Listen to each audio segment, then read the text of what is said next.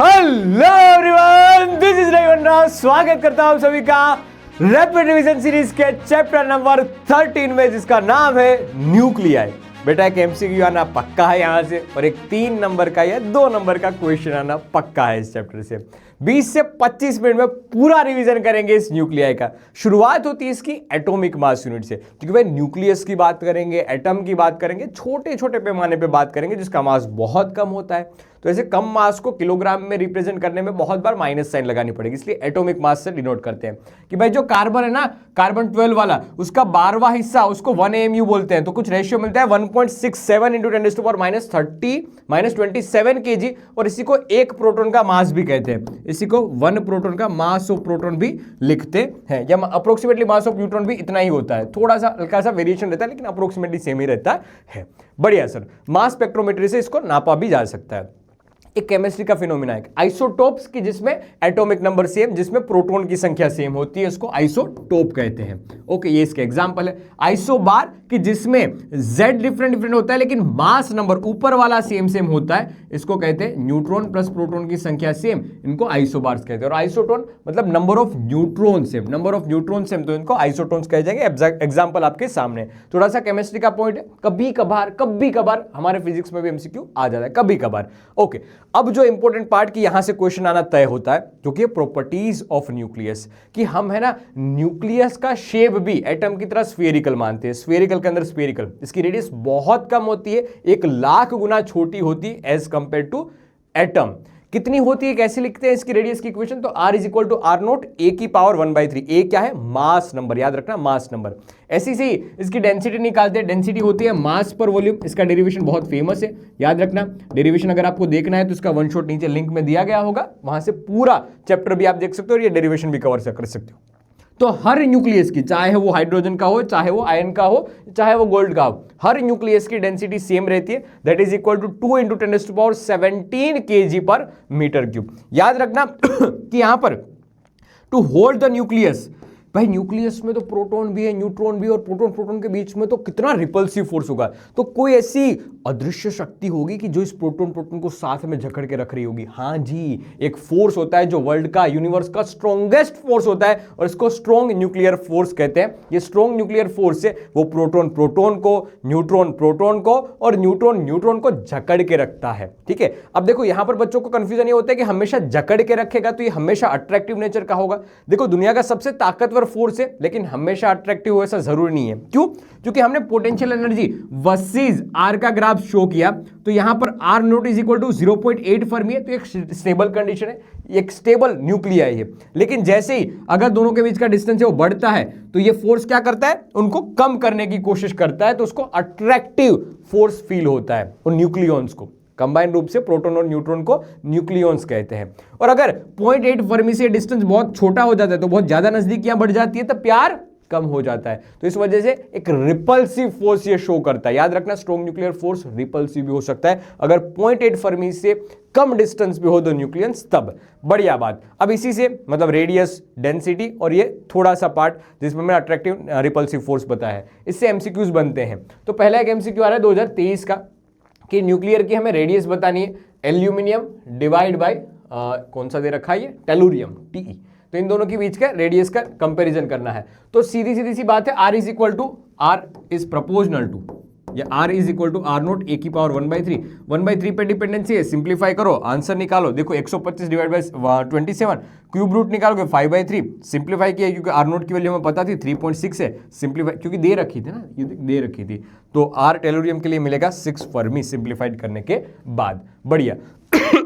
एक दूसरा अध्याय आता है इसका, मास एनर्जी कंपैरिजन। जैसे कि आइंस्टाइन बाबा ने बताया था E = mc², बहुत फेमस इक्वेशन है। तो मास को अगर न्यूक्लियाई तोड़ के एनर्जी में कन्वर्ट किया जाए तो बहुत तगड़ी एनर्जी मिलती है। अगर 1 AMU भी मैं कंसीडर करता हूं तो c² के साथ मल्टीप्लाई करने के बाद ये बहुत बड़ा नंबर बन जाता है। तो जूल में इतना बनता है और मेगा इलेक्ट्रोवोल्ट में इतना बनता है 931.5। तो हमने क्या पता है कि जहां कहीं भी हमें मास का वेरिएशन पता चलेगा ना, जहां कहीं भी हमें कुछ मास का वेरिएशन पता चलेगा ना, वहां हम एनर्जी सीधा लिख सकते हैं। एनर्जी सीधा लिख लेंगे delta M into 931.5 mega electrovolt में। ये हमारे लिए फाइनल आंसर बन जाएगा। अब बात ये आती है कि हमने ये पाया है कि अगर अलग एक प्रोटॉन प्लस एक प्रोटॉन दोनों का मास ऐड करते हैं ना तो हमें 2 AMU मिलता है। लेकिन अगर दोनों प्रोटॉन को एक न्यूक्लियस के फॉर्म में ऐड करते हैं, न्यूक्लियस बन जाता है तब ऐड करते हैं, तो उसका मास कुछ कम हो जाता है। ये मास कहाँ गया? वो मास एनर्जी के फॉर्म में कन्वर्ट हो गया। तो वहीं से एक छोटी बात निकली है कि अगर फ्री न्यूक्लियॉन्स है तो इनका मास ज्यादा होगा। लेकिन अगर इसी न्यूक्लियॉन्स को किसी शक्ति से जोड़ के एक न्यूक्लियस बना दिया जाए कि जो एक दूसरे से पास है, बहुत पास है, न्यूक्लियस बना हुआ, तो उसका मास कुछ कम हो जाएगा। देखो है संख्या वही, जितने नंबर ऑफ प्रोटॉन उतने ही नंबर ऑफ प्रोटॉन, जितने नंबर ऑफ न्यूट्रॉन उतने ही नंबर ऑफ न्यूट्रॉन, लेकिन फिर भी कुछ मास से वो गायब हो गया, वो गायब एनर्जी के फॉर्म में हुआ होगा। तो ये मास डिफेक्ट के नाम से जाना जाता है, कितना मास गायब हुआ है। तो mass defect is equal to Z time of proton, जितना पहले था वो Z A minus Z time of neutron का मास लिखा, ये पहले वाले का मास माइनस करके न्यूक्लियस का मास लिखा, तो हमें मास डिफेक्ट मिल जाती है। और उसी मास डिफेक्ट को 931.5 से मल्टीप्लाई करने के बाद हमें एनर्जी मिल जाती है। इस एनर्जी को बाइंडिंग एनर्जी से भी जाना जाता है कि फ्री न्यूक्लियस जब न्यूक्लियस बनता है तब हमें जो एनर्जी मिलती है उसको बाइंडिंग एनर्जी कहते हैं। बाइंडिंग एनर्जी का फॉर्मूला क्या बनता है? डेल्टा एम इंटू करके 931.5, यही फॉर्मूला है। Okay sir. और अगर न्यूक्लियस को तोड़ना है तो इतनी ही एनर्जी दीजिए जो न्यूक्लियस को तोड़ने के लिए, फ्री न्यूक्लियॉन्स को कन्वर्ट करने के लिए जो एनर्जी देनी पड़ेगी उसी को बाइंडिंग एनर्जी कहते हैं। छोटा छोटा पार्ट है लेकिन एमसीक्यू में पूछा जा सकता है। बढ़िया, देखो ध्यान से, जैसे 2025 में पूछा गया था बड़ा क्वेश्चन इस पे कि ड्यूटेरियन है, ड्यूटेरियन क्या होता है? 1d2 होता है, एक प्रोटॉन और एक न्यूट्रॉन होते हैं इसके पास। ये कन्वर्ट हो रहा है एक प्रोटॉन और न्यूट्रॉन में, तो बताइए कितनी एनर्जी इमिट हुई होगी। तो सबका मास आपको दे रखा था, तो हमने क्या निकाला? एम्पियर। जब अलग अलग होते हैं तो मास ज्यादा, जब साथ में जुड़ जाते हैं तब मास कम हो जाता है, मास डिफेक्ट मिलती है। तो एमपी प्लस करके एमएन समेशन किया, माइनस करके एमडी जो इसका मास दे रखा था सब्सट्रैक्ट किया, डेल्टा एम मिला, डेल्टा एम 931.5 से मल्टीप्लाई किया, हमें 2.22 मेगा इलेक्ट्रोवोल्ट आंसर मिला। 2025 का एक क्वेश्चन था, 2 मार्क्स में पूछा गया। ओके, अब देखो ये हमने एनर्जी की बात क्यों की? क्योंकि हम संसार में जितने भी एलिमेंट हैं उन सबकी स्टेबिलिटी के बारे में जानना चाहते हैं। तो कोई बताते हैं कि बाइंडिंग एनर्जी जिसकी ज्यादा उसकी स्टेबिलिटी ज्यादा, लेकिन एक्चुअल में है ना, घर में कितना पैसा आ रहा है वो मायने नहीं रख रहा, लेकिन घर में कितने लोग हैं उस पर भी मायने रखता है। जैसे कि पैसा बहुत आ रहा है लेकिन बहुत सारे लोग हो तो कुछ काम की नहीं है स्टेबिलिटी। लेकिन हाँ, पैसा बहुत आ रहा है या पैसा कम भी आ रहा है लेकिन खाने वाले 2 ही लोग हैं, तो सीधी सी बात है स्टेबिलिटी ज्यादा है। तो ये पैसा डिवाइड किस में होता है? बाइंडिंग एनर्जी डिवाइड कितनों में होती है? तो binding energy per nucleon, binding energy per nucleon energy का कारण ये स्टेबिलिटी के कारण बनता है कि जिसकी बाइंडिंग एनर्जी पर न्यूक्लियन ज्यादा उसकी स्टेबिलिटी ज्यादा होती है। तो हमने binding energy per nucleon versus ये मास नंबर का एक ग्राफ ड्रॉ किया है, वर्सेस मास नंबर का एक ग्राफ ड्रॉ किया है। ध्यान से देखते जाना, ये ग्राफ बहुत आईएमपी है, बहुत बार ये ग्राफ पूछा जाता है कि ग्राफ का वेरिएशन कैसे, और 2025 में तो सीधा पूछ ही लिया कि ये ग्राफ कौन सा सही है इनमें से। ध्यान से देखना, ग्राफ कुछ इस हिसाब से दिखेगा। शुरुआत में है ना, देखो ये बढ़ रहा है, जहां पर आपको पिक दिख रहा है ना, इसका मतलब कि रिलेटिवली ज्यादा स्टेबल है इनके आसपास वालों से। जहां जहां पिक वहां पर ये रिलेटिवली ज्यादा स्टेबल है। ये एफ ही है संसार में सबसे ज्यादा स्टेबल लग रहा है मुझे। देखो तुमसे मुझसे हर शादीशुदा इंसान से सबसे ज्यादा स्टेबल है, क्योंकि एफ ही की यहां पर 56 है। एफ की स्टेबिलिटी सबसे ज्यादा 8.8, बाइंडिंग एनर्जी पर न्यूक्लियन सबसे ज्यादा 8.8। फिर धीरे धीरे वापस ये कम होता जाएगा। तो सारा वेरिएशन बता रखा है कि शुरुआत में बढ़ेगी, फिर धीरे धीरे लेस स्टेबल की बात आएगी। क्यों? क्योंकि बाइंडिंग एनर्जी पर न्यूक्लियन फिर भी तो कम ही है, लेकिन हाँ, मतलब ये कुछ करेंगे कि जिससे इसकी बाइंडिंग एनर्जी बढ़ी जा सके, कुछ ना कुछ ये करेंगे। क्या करेंगे अभी बताता हूं। फिर बात आती है मीडियम मास, तो एफई वाले की बात बताइए, स्टेबिलिटी की ओर जाते हैं, उसकी बाइंडिंग एनर्जी पर न्यूक्लियन ज्यादा है। जबकि हैवी न्यूक्लियाई में क्या है, बाइंडिंग एनर्जी पर न्यूक्लियन धीरे धीरे कम हो रही है, तो इसकी स्टेबिलिटी कम हो रही है। अब देखो यहीं से 2025 में पूछा गया क्वेश्चन है कि इनमें से कौन सा सही है। तो संसार में सबसे ज्यादा स्टेबल कौन सा है? एफई है। एफई 56 पे आता है, तो ये डी और सी तो कैंसिल आउट हो जाएंगे। अब यहां पर बस गलती इतनी सी है कि देखो वेरिएशन ऑलमोस्ट कांस्टेंट हो गया है। कांस्टेंट नहीं होता ना उसके बाद, तो ये धीरे धीरे कम होता है, इस वजह से ए ऑप्शन सही बन जाता है। ये वेरिएशन पूछा था 2025 में। मैंने एक बीच में बात बताई थी कि ये क्या चाहते हैं, ये चाहते हैं स्टेबिलिटी। जैसे एफई यानी 56 से छोटे वाले हैं वो भी स्टेबिलिटी चाहते हैं, 56 से ज्यादा वाले वो भी स्टेबिलिटी चाहते हैं। तो भाई उनका क्या कसूर, उनको तो एनर्जी चाहिए ही चाहिए, उनको तो बाइंडिंग एनर्जी पर न्यूक्लियन बढ़ानी है। तो इस चक्कर में, इस स्टेबिलिटी गेन करने के चक्कर में, कोई अगर बड़ा न्यूक्लियस है कोई बड़ा न्यूक्लियस है, हैवियर न्यूक्लियस है, तो 2 हिस्सों में बढ़ जाता है। 2 हिस्सों में बढ़ जाएगा तो इसकी बाइंडिंग एनर्जी, इन दोनों की बाइंडिंग एनर्जी पर न्यूक्लियन बढ़ जाती है। तो इसका मतलब स्टेबिलिटी बढ़ जाती है। इस प्रोसेस को, टूटने की प्रोसेस को कहते हैं फिजन। टूटने की प्रोसेस को कहते हैं फिजन। याद रखना क्या है कि हेवियर न्यूक्लियाई है वो स्टेबिलिटी गेन करने के लिए स्प्लिट होता है आसपास के मिडल वाले एटॉमिक मास नंबर में। मतलब ये 100 मान लीजिए 230 है तो 115 में कट पिट जा रहा है, ऐसा अप्रोक्सीमेटली डेटा बता रखा है। इसको फिजन, न्यूक्लियर फिजन कहते हैं। और हम न्यूक्लियर फिजन वाली घटना अभी डिटेल में भी पढ़ेंगे, ठीक है। दूसरी है कि अगर 30 से कम वाले की बात हो, 10 से भी कम वाले की बात हो, वो क्या चाहते हैं, वो भी चाहते हैं स्टेबिलिटी, वो भी बाइंडिंग एनर्जी पर न्यूक्लियर बढ़ाना चाहते हैं। जैसे कि हाइड्रोजन देखो, ये हाइड्रोजन कहाँ पर, यहाँ पर है बेटा। हाइड्रोजन का क्या कसूर, वो भी तो स्टेबिलिटी चाहता है। तो हाइड्रोजन क्या करेगा, दूसरे हाइड्रोजन को पकड़ेगा, आ बेटा स्टेबिलिटी बढ़ाते हैं। तो वो भी शादी करता है संसार में और स्टेबिलिटी अपनी बढ़ाता है। क्या करता है, स्टेबिलिटी बढ़ाने के लिए शादी करता है, फ्यूजन होता है, ठीक है। यहाँ पर तो बाइंडिंग एनर्जी पर न्यूक्लियन बढ़ती है इससे। ये इस प्रोसेस को फ्यूजन कहते हैं, फ्यूजन होना। तो इसी को हम डिटेल में पढ़ने जा रहे हैं। पहला है न्यूक्लियर फिजन। फिजन क्या है, ये एक अनस्टेबल न्यूक्लियाई है, 235 यूरेनियम। अब इसमें एक न्यूट्रॉन फट करके हमने इंसर्ट किया है। ये थर्मल न्यूट्रॉन है, थोड़ा हीट एनर्जी, थोड़ी एनर्जी के साथ ही आएगा, बहुत थोड़ी, मतलब एक सूटेबल एनर्जी के साथ ही आएगा। और जैसे ये अनस्टेबल में अंदर घुसता है, वो अनस्टेबल और बन जाता है अनस्टेबल। तो इस वजह से ये मतलब जल्दी टूटने लगता है। तो ये यूरेनियम टूटता है कुछ 36, फिर ये 56, ऐसे बंटवारे में टूटता है बेरियम और ये के फॉर्म में, क्रिप्टॉन के फॉर्म में, क्रिप्टॉन केआर के फॉर्म में। तो बेरियम और क्रिप्टॉन के फॉर्म में टूटता है। और साथ साथ 3 न्यूट्रॉन भी इसमें से बाहर निकलते हैं। ये 3 न्यूट्रॉन फर्दर वापस डिवाइड करेंगे। यहाँ पर और एक एलिमेंट है, तो एक न्यूट्रॉन घुसा, एक न्यूट्रॉन वापस दूसरे में घुसा, एक न्यूट्रॉन और घुसा, तो ये वापस ऐसे इमिशन होता जाएगा, वापस ऐसे इमिशन होता जाएगा, वापस ऐसे इमिशन होता जाएगा। हाँ, हमें इसको रोकना पड़ेगा, क्योंकि अगर ये होता ही जाएगा तो हर एक प्रोसेस में 200 मेगा इलेक्ट्रोवोल्ट, 200 मेगा, हर एक प्रोसेस में 200 mega electronvolt, 200 mega electronvolt emit करते जाएगा। बहुत भयंकर लेवल पे एनर्जी चली जाएगी। तो हमें इस चेन रिएक्शन को तोड़ना पड़ेगा, मतलब ये चलती ही जाएगी तो इसको कंट्रोल करना पड़ेगा। तो न्यूक्लियर रिएक्टर, जो न्यूक्लियर पावर प्लांट होते हैं ना, उसको कंट्रोल करते हैं कि भाई इन दोनों को खा जाओ, एक को आगे बढ़ने दो, इन दोनों को खा जाओ, एक को आगे बढ़ने दो, इन दोनों को खा जाओ, एक को आगे बढ़ने दो। ऐसे करके एक एक से ये आगे बढ़वाते हैं ताकि एनर्जी कंट्रोल में रहे।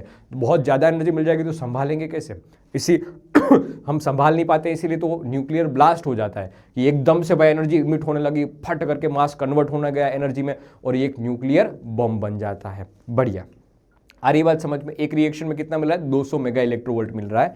बढ़िया। अब यहां पर से सिर्फ यही एक प्रोसेस नहीं है कि जिसमें ये इमिशन होता है, जिसमें ये घटना होती है। इसके अलावा भी यूरेनियम ऐसे भी कट पिट सकता है, यूरेनियम है वो ऐसे भी कट पिट सकता है। तो ये कुछ इसके एग्जाम्पल है जो बहुत बार पूछे जाते हैं और 2025 में पूछे थे। हाँ, इसको याद रखना है, इसको याद रखना है। न्यूक्लियर रिएक्शन में कभी भी आप कंफ्यूज होना कि भाई यहां तो यूरेनियम है तो यहां पर यूरेनियम कहां गया। वो केमिकल रिएक्शन में बात सही है कि यहां पर यूरेनियम का एक एटम है तो यहां पर एक होना ही चाहिए, केमिकल रिएक्शन में सही है। ये हम न्यूक्लियर रिएक्शन की बात करते हैं। तो न्यूक्लियर रिएक्शन में ना ये समेशन हमेशा सेम होगा। देखना है, ये 235 + 1 236 ही होगा, 236 इस तरफ भी है, इन सभी का भी समेशन कर लीजिए 236 ही होगा। सभी का 3 × 1 36 हो जाएगा, 236 हो जाएगा। सभी का समेशन है वो 236 हो जाएगा। यहां पर देखिए तो रिएक्शन के इस तरफ, रिएक्शन के उस तरफ दोनों जगह मास नंबर होते हैं, नंबर ऑफ न्यूक्लियंस होते हैं, वो कंजर्व्ड रहते हैं। याद रखना, केमिकल रिएक्शन नहीं है, ये न्यूक्लियर रिएक्शन है। 2025 में सीधी रिएक्शन पूछी थी, याद रखना बात को। अब दूसरी बात है न्यूक्लियर फ्यूजन की। जैसे मैंने बताया था कि भाई छोटे एटॉमिक नंबर वाले, छोटे मास नंबर वाले क्या करते हैं, फ्यूज करते हैं, शादी करते हैं और संसार में स्टेबिलिटी बढ़ाते हैं। तो इसका बेस्ट एग्जांपल है हाइड्रोजन। तो हाइड्रोजन को शादी करवा दो। अब शादी करने के लिए भाई एक मिनिमम चाहिए ना, क्योंकि देख हाइड्रोजन में क्या है, एक प्रोटॉन, इस हाइड्रोजन में भी क्या है, प्रोटॉन। भाई प्रोटॉन के पास तो पॉजिटिव चार्ज होता है, तो इतना पॉजिटिवली चार्ज एक दूसरे के पास फ्यूज करने के लिए अगर इन दोनों को बहुत पास ले गए तो कूलम्बिक रिपल्सिव फोर्स नहीं लगेगा यार। तो इलेक्ट्रोस्टैटिक फोर्स भी बहुत तगड़ा होगा। तो मैं बहुत ज़्यादा ही कुछ एनर्जी इसको दे दूँ और तब जाके ये कूलम्बिक फोर्स को तोड़ पाए और बहुत पॉइंटेड फर्मी या उसके आसपास पहुंच जाएगा तो स्ट्रॉन्ग न्यूक्लियर फोर्स अस्तित्व में आ जाएगा, तब वो अपना काम शुरू कर देगा, फ्यूजिंग कर देगा। लेकिन उससे पहले हमें उसको पास तो ले जाना पड़ेगा, पॉइंटेड फर्मी तक तो ले जाना पड़ेगा, 1 फर्मी तक तो ले जाना पड़ेगा। तो इसके लिए हमें बहुत तगड़ी एनर्जी देनी पड़ेगी और वो हम टेम्परेचर के फॉर्म में देते हैं। इस वजह से इसको थर्मोनिक फ्यूजन भी कहते हैं। Kinetic energy also can be write as 3/2 kBT। KB क्या है, बोल्ट्जमैन कांस्टेंट है, और ये kinetic energy average kinetic energy के फॉर्म में लिखी जाती है कि अगर 400 किलो इलेक्ट्रोवोल्ट दे दोगे तो हमारा काम हो जाएगा। लेकिन 400 किलो इलेक्ट्रोवोल्ट देने के लिए भी टेम्परेचर कितना करना पड़ेगा, 3 × 10⁻⁹ केल्विन जितना रिक्वायर्ड है, जो यहाँ पर धरती पे इतना क्रिएट कर पाना बहुत मुश्किल हो जाता है। ठीक है, तो ये प्रोसेस कहाँ पर होती है, सन में होती है। सूरज दादा पे प्रक्रिया होती है, ये रिएक्शंस होती है कि हाइड्रोजन हाइड्रोजन मिलके क्या बना लेते हैं, फ्यूज होके He बना लेते हैं, हीलियम बना लेते हैं और साथ साथ एनर्जी इमिशन करते हैं, और इसी को हम फ्यूजन, थर्मोन्यूक्लियर फ्यूजन भी कहते हैं, जो सन के अंदर होती है। तो ये पूरी प्रोसेस है, हाइड्रोजन हाइड्रोजन मिला, एक अनस्टेबल हाइड्रोजन मिला है, साथ साथ पॉजिट्रॉन और न्यूट्रिनो ऐड हुए, कुछ एनर्जी भी इमिट हुई, 4 स्टेप में ये रिएक्शन होती है। फिर ये अनस्टेबल हाइड्रोजन और एक हाइड्रोजन के साथ हीलियम बना लिया, वो भी अभी अनस्टेबल है। ये हीलियम और दूसरा हीलियम का एक एटम होगा, वो न्यूक्लियाई होगा, वो आपस में मिलके एक स्टेबल हीलियम बना ले रहे हैं, 2He4 बना ले रहे हैं, जिसमें भी ये पूरी एनर्जी का समेशन कर दे तो ये कुछ हो जाएगी 26.7 मेगा इलेक्ट्रोवोल्ट। इसको बैलेंस करना पड़ेगा, तो बस एक फॉर्म मैंने दे रखा है, इसको बैलेंस करने के बाद जो आपको रिएक्शन मिलेगी कुछ इस हिसाब से होगी। याद रखना ये भी रिएक्शंस काम किए, पिछली बार अगर 2025 में ये पूछा हुआ है, ये रिएक्शंस पूछी हुई, तो हो सकता है आने वाले साल में यहाँ पर भी उनकी नजर जाए। तो रिएक्शंस रट लेना, याद रख लेना, जैसा भी आपको लगे, लेकिन याद रखनी है मेरे दोस्त। अब न्यूक्लियर फिजन और फ्यूजन के बीच का डिफरेंस बहुत पॉपुलर होता है कि यहां से या तो छोटा एमसीक्यू पूछ लेंगे, 1 मार्क्स वाला क्वेश्चन पूछ लेंगे, या फिर पूरा का पूरा 2 मार्क्स 3 मार्क्स में पूछ सकते हो। 2024 में फिजन और फ्यूजन के बीच का डिफरेंस पूछा था, तो एक बार इसका भी स्क्रीनशॉट ले लो, जो मैंने समझाया है उसी की बात बताई यहां पर। न्यूक्लियर फिजन हो रहा था, वहां पर अगर हम बैलेंस नहीं कर पा रहे हैं, एनर्जी व्यय हो जा रही है, लॉस हो जा रही है, तो वो एक एटॉमिक बॉम्ब जैसा बन जाता है, न्यूक्लियर बम बन जाता है। ठीक है, एटॉमिक बॉम्ब बन गया। अब हाइड्रोजन में भी ऐसी बात है कि एक्चुअल में देखें तो ये कितनी एनर्जी हो रही है, 26.7 ही, लेकिन ये कितने एटम में हो रही है, कितने न्यूक्लियंस में हो रही है, 4 2 6 4 पर 4 ही है ना दोस्त। न्यूक्लियंस कितने, 4 ही है। मतलब तुम अगर पर न्यूक्लियन एनर्जी की बात करोगे ना, तो वहां पर ये बाजी मार जाता है, फ्यूजन बाजी मार जाता है। यहां पर तो आप यूरेनियम 234 या 235 जो भी था वो, लेकिन कितना बड़ा न्यूक्लियंस थे उसमें, तो पर न्यूक्लियन एनर्जी किस में इमिट ज्यादा होगी, इस फ्यूजन में होगी। और इसी एनर्जी अगर बहुत कंट्रोल वे में नहीं हो रही, अनकंट्रोल वे में हो रही, तो उसको हाइड्रोजन बम के नाम से जानते हैं। और हाइड्रोजन बम एक बार शुरू हो जाता है फटना, फिर वो जब तक पूरा हाइड्रोजन यूज नहीं हो जाता तब तक वो चालू ही रहेगा। मतलब ये एटम बम है ना, उसका पापा है ये हाइड्रोजन बम, याद रखना उसका पापा है। हाँ, अगर पापा को एक्टिवेट करना है तो उसके लिए माचिस का काम कौन करती है पता है, ये एटम बम माचिस का काम करती है। कैसे, ये न्यूक्लियर बम या एटम बम है ना, हाइड्रोजन की बोरी के पास कर दो, खत्म, फिर हाइड्रोजन को उतना टेम्परेचर मिल जाएगा, क्योंकि ये बम फटा तो उतना टेम्परेचर अचीव करना बड़ी मुश्किल बात नहीं है। और अगर उतना टेम्परेचर अचीव कर लिया तो हाइड्रोजन फ्यूज होने लगेंगे और ये हाइड्रोजन बॉम्ब बना लेंगे। बहुत मुश्किल है, लेकिन हमें उसमें नहीं जाना है, ठीक है, नहीं करना है कहीं बात। एक क्वेश्चन पूछा गया था 2020 में, 2023 में, क्या पता 2026 में भी क्वेश्चन आ जाए। 3 साल में एक क्वेश्चन पूछा जा रहा है। बताया है हमें कि P ये भी एक यूरेनियम की तरह अनस्टेबल है, 240 उसका मास नंबर है, ये बाइंडिंग एनर्जी दे रखी है 7.6 मेगा इलेक्ट्रोवोल्ट पर न्यूक्लियन दे रखी है। ठीक है, ये Q और R में कटपिट जा रहा है, जिसका मास नंबर भी दे रखा है कुछ हिसाब से, और बाइंडिंग एनर्जी पर न्यूक्लियन दे रखी है। तो बाइंडिंग एनर्जी अगर हम निकालनी जाए तो पर न्यूक्लियन से मल्टीप्लाई कर लेंगे, 240 से मल्टीप्लाई किया 7.6 को, ये मिला 1824 मेगा इलेक्ट्रोवोल्ट। 8.5 को मल्टीप्लाई किया 110 के साथ, ये मिला हमें 935 मेगा इलेक्ट्रोवोल्ट। और 8.4 को मल्टीप्लाई किया 130 से, ये मिला हमें 92 मेगा इलेक्ट्रोवोल्ट। अब देखो ये बाइंडिंग एनर्जी आपको P की मिल गई, Q और R की मिल गई, इन सभी के बीच का डिफरेंस ले लीजिए, आपको क्या मिल जाएगा, रिलीज एनर्जी मिल जाएगी, जो 203 मेगा इलेक्ट्रोवोल्ट के आसपास रह रही है। तो ये पूरी बात थी न्यूक्लियाई चैप्टर की, किसमें सारे कंसेप्ट मैंने बता दिए जिससे भी क्वेश्चन आ सकता है। लेकिन अगर फिर भी आपको इसको डिटेल में देखना है तो नीचे लिंक आपको डिस्क्रिप्शन में दी गई होगी वन शॉट की, जिसमें मैंने 2024 के 2025 के जितने भी पेपर सेट हुए वो सारे क्वेश्चन इंक्लूड किए। तो वहां से अगर आपने नहीं पढ़ा या डिटेल में पढ़ने की इच्छा तो वहां जाके पूरा चैप्टर पढ़ सकते हो। फिलहाल मैंने पूरे चैप्टर्स के फॉर्मूले एक स्लाइड में लगा दिए, इसको स्क्रीनशॉट ले लीजिए या नीचे टेलीग्राम चैनल की लिंक दी गई होगी, वहां जाके ज्वाइन कर लीजिए और पीडीएफ को डाउनलोड करके आराम से रिवीजन कीजिए। हाँ, लेकिन उस आराम से पहले एक क्वेश्चन आपके लिए है, आपको इस क्वेश्चन का आंसर अभी के अभी देना है कमेंट सेक्शन में। 2 न्यूक्लियाई है, ठीक है, मैं नहीं पढ़ता हूं, आप खुद पढ़िए, कमेंट सेक्शन में आंसर दीजिए और अपने नाम के साथ ही आंसर देना। ठीक है देन, तो यही है न्यूक्लियाई चैप्टर की बात। बस एक चैप्टर बचा है सेमीकंडक्टर इलेक्ट्रॉनिक्स, वो आने वाले थोड़े समय में अपलोड हो जाएगा। ठीक है, तो यहीं तक रखते हैं न्यूक्लियाई की बात, मिलेंगे अगले सेशन के साथ, तब तक के लिए बेटा tata bye bye, love you all. और याद रहे ये बात कि फिजिक्स से नहीं है डरना, जब आपके साथ हो मास्टर रही बन रहा।